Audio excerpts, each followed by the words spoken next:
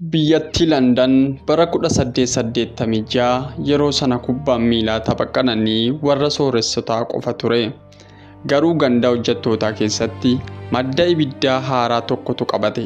Ibiddi har'a addunyaa raasaa jiru Arsenaal. Akkamitti dhalate, eenyutu hundeesse kan jedhuuf dachaas waliin faana haalixnu.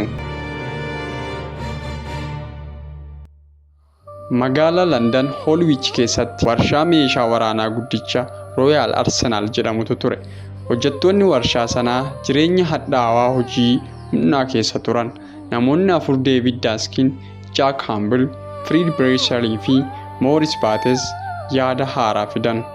Maaliif garee kubbaa miilaa dhuunfaa keenya nu hundeeffannu waliin jedhan. Bitootessa yookaan muddee bara 1886 keessa namoonni 15 walitti dhufanii kilabii isaanii isa jalqabaa Dial Square jedhanii moggaasan. Dial Square jechuun kutaa warshaa sanaa keessatti sa'aatii guddicha itti hojjetamudha. Tapha isaanii isa jalqabaas garee Eastern Warriors jedhamu waliin taphatanii 6-0 injifatan.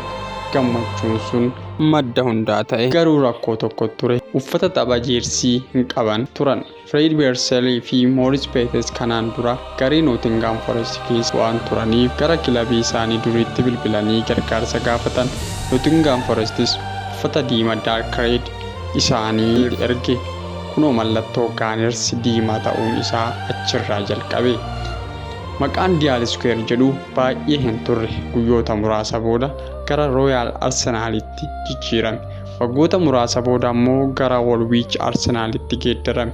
Dhumarratti bara 1913 keessa gara kaaba London Highbury yeroo ce'an maqaan isaanii gabaabbatee The Arsenal ta'e. Hojjettoota meeshaa waraanaa irraa hanga mootota kubbaa miilaa addunyaatti Arsenal seenaa hojjettoota humnaatiin jalqabame. Seenaa akka kanaa yoo barbaaddan dachaas channel kan jedhu kana subscribe gochuun nu hordofaa. Waan nu faana turtaniif galanni keenya guddaadha.